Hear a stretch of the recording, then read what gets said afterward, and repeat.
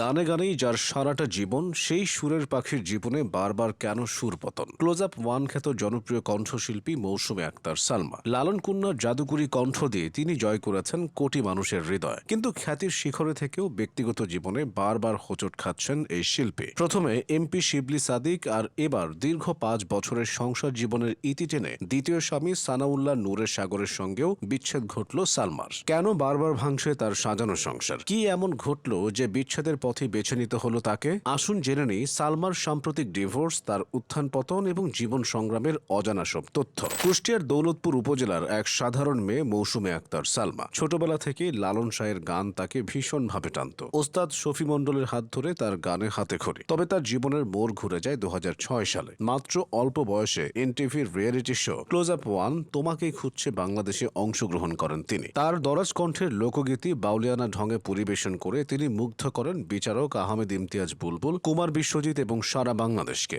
হাজার হাজার প্রতিযোগীকে পেছনে ফেলে ছিনিয়ে নেন বিজয়ের মুকুট। এরপর আর তাকে পেছনে ফিরে তাকাতে হয়নি। বানিয়া বন্ধু, আমার এক নয়নের মতো গানগুলো তাকে রাতারাতি তারকা খ্যাতি এনে দেয়। 2011 সালে দিনাজপুরের স্বপ্নপুরীর স্বত্বাধিকারী এবং তৎকালীন এমপি শিবলি সাদিকের সঙ্গে ধুমধাম করে বিয়ে হয়েছিল তার। তখন সালমা ছিলেন ক্যারিয়ারের তুঙ্গে। সেই ঘরে তাদের একটি মেয়ে রয়েছে যার নাম স্নেহা। কিন্তু বিয়ের কয়েক বছর যেতে না যেতেই শুরু হয় অশান্তি। সালমার অভিযোগ ছিল শিবলি সাদিক তার গানে বাধা দিতেন এবং তাকে তার স্বাভাবিক চলাফেরায় বিধিনিষেধ আরোপ করতেন। অন্যদিকে শিবলি সাদিকের অভিযোগ ছিল সালমার বেপরোয়া জীবনযাপন নিয়ে। শেষ পর্যন্ত 2016 সালে ডিভোর্সের মাধ্যমে তাদের সম্পর্কের ইতি ঘটে। মেয়ে স্নেহা বর্তমানে তার বাবার কাছেই বড় হচ্ছে। প্রথম বিচ্ছেদের পর সালমা মানসিকভাবে বেশ ভেঙে পড়েছিলেন। তবুও গানের টানে তিনি আবারও ফিরে আসেন। প্রথম সংসার ভাঙার প্রায় 2 বছর পর 2018 সালের 31শে ডিসেম্বর পারিবারিকভাবে আবারও বিয়ের পিড়িতে বসেন সালমা। পাত্র ছিলেন ময়মনসিংহ হালুয়াঘাটের ছেলে সানাউল্লাহ নূরের সাগর। তিনি লন্ডনে বার অ্যাট ল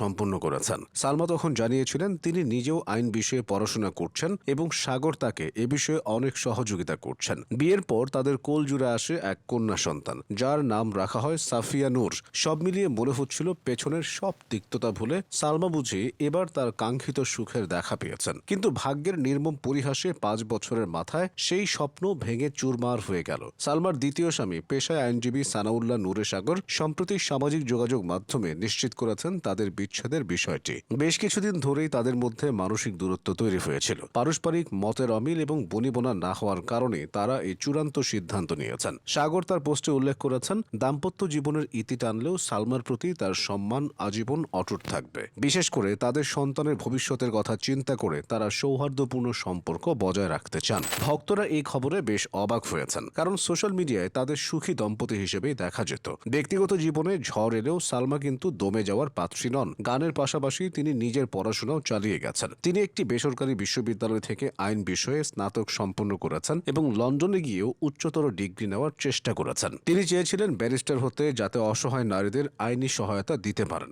বর্তমানে তিনি স্টেজ শো, নতুন গানের রেকর্ডিং এবং নিজের ইউটিউব চ্যানেল নিয়ে ব্যস্ত সময় পার করছেন। বিচ্ছেদের কষ্ট বুকে চেপে তিনি আবারও প্রমাণ করতে চান যে শিল্পীর আসল পরিচয় তার শিল্পে, ব্যক্তিগত জীবনের ঝড়ে নয়।